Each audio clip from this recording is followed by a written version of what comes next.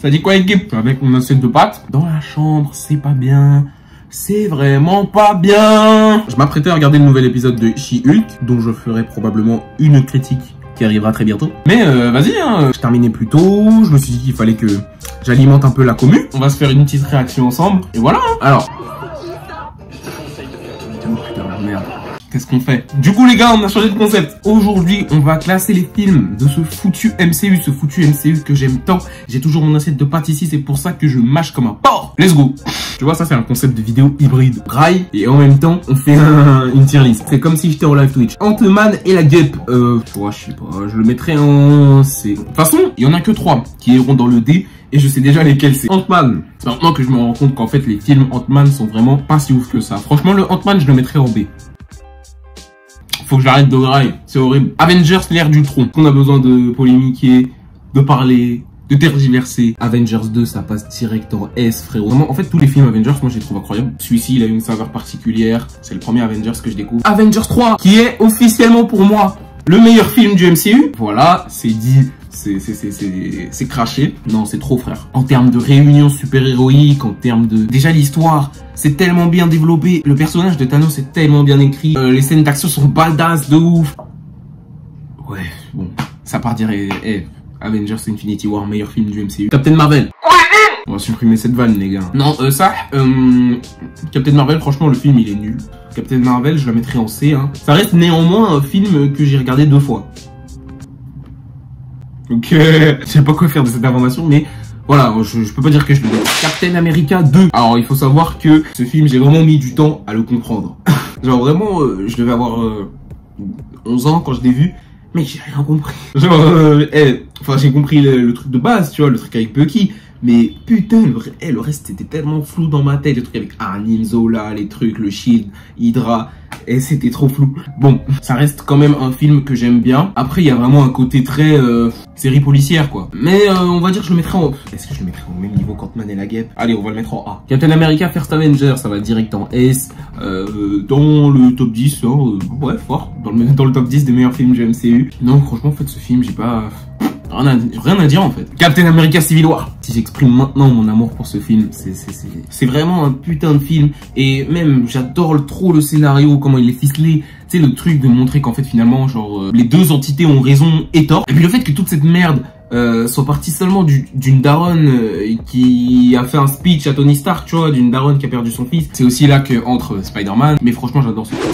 Avengers Endgame, qui a été, bon, avec du recul, tout le monde a fini par se dire, bon, ça y est, c'est vraiment pas le meilleur film du MCU, on s'ennuie, je comprends cette critique, mais moi, franchement, j'adore ce film. Les gars, je sais que vous êtes que derrière votre écran, vous êtes en train de me cracher à la gueule, mais putain, j'aime trop ce film, les gars. En fait, le fait de, genre, voir mes héros préférés, avec lesquels j'ai un peu avancé, quoi. J'ai découvert Avengers, j'avais quoi, ouais, 11 ans. J'ai eu le temps de m'attacher à eux, de m'en détacher, et là, les voir, tu sais, partir un peu, c'est un peu la conclusion. Même si la conclusion de la phase 3, c'est Far From Home, mais on sait toujours pas pourquoi d'ailleurs. Mais voilà, c'est vraiment...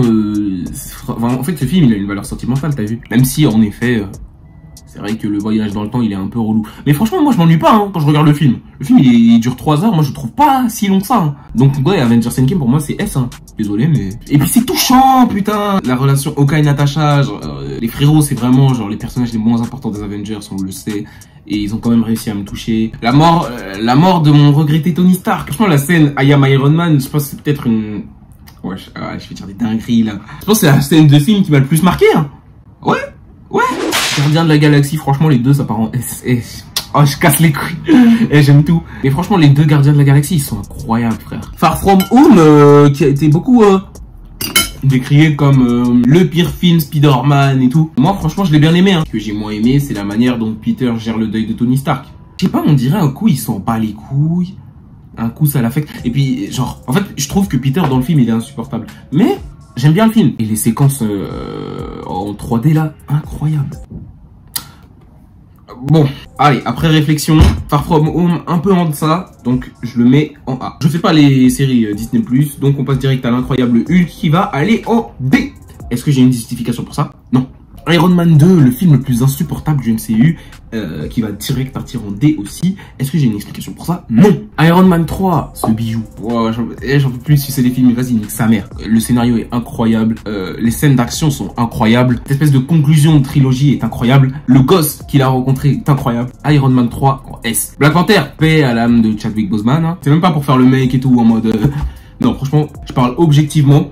Je trouve vraiment que le film, il est bon, touchant. Les acteurs, ils sont au top. Chadwick Boseman, il était au top. L'histoire qui racontait, ce truc d'héritage familial. Et aussi ce débat un peu de...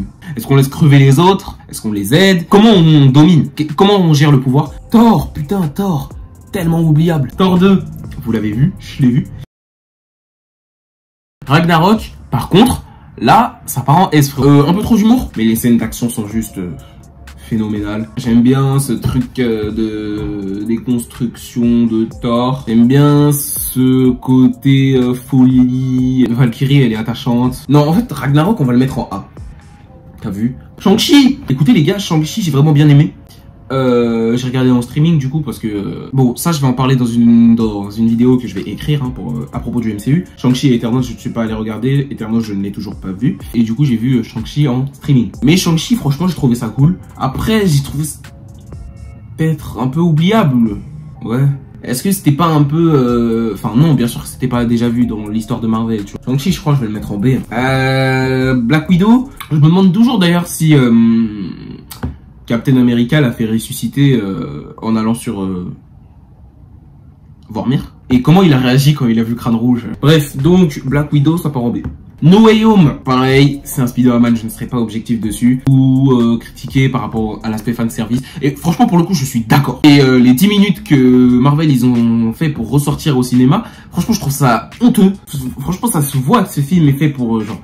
pour braquer. C'est tellement du fanservice que ça en est un peu dégoûtant. Mais force est d'admettre que c'est bien fait. Force est d'admettre que Tom Holland a enfin eu un film digne de son talent. Il a une conclusion de trilogie incroyable. Et puis même si c'est du fanservice, on va pas se mentir, on a tous kiffé revoir Andrew et Toby au cinéma. Le moment où tu les vois débarquer dans le film, moi je me souviendrai toute ma vie.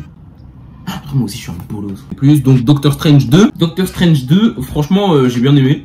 J'en ai parlé avec des potes qui, eux, n'avaient pas kiffé. C'est vrai qu'à la première séance de cinéma, j'ai été assez surpris. Qu'est-ce qui se passe? Tu vois ce que je veux dire? C'était déroutant, c'est sûr. Mais moi, ce que j'ai bien aimé dans ce truc, c'est le côté où tu sens un peu que à travers les différents univers, même si ça part vraiment en couille, Strange, il fait un peu son autopsychanalyse, tu vois. Parce qu'il découvre du coup que dans certains univers, c'est... un fils de pute. Il découvre que dans certains univers, il en a fait vraiment qu'à sa tête. Et le fait qu'il en fasse qu'à sa tête, Strange, c'est vraiment quelque chose qui fait hyper partie de sa personnalité, tout le monde le sait. Et il va dans des univers et il est comme, genre... je jure, j'ai fait ça, tu vois. America, c'est un personnage intéressant, mais j'ai pas trouvé qu'elle avait énormément de caractère, à part le fait qu'elle ait peur. Et bon, on va dire que Doctor Strange 2, finalement, et j'ai été dérouté, mais c'est un film que j'aime bien quand même. Donc on va le mettre en A. Et puis faut saluer le travail d'effets spéciaux et de réalisation.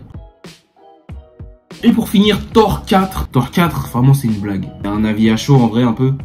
Enfin quoique non, ça fait 2 mois que je l'ai vu. J'ai passé un bon moment en le regardant, mais...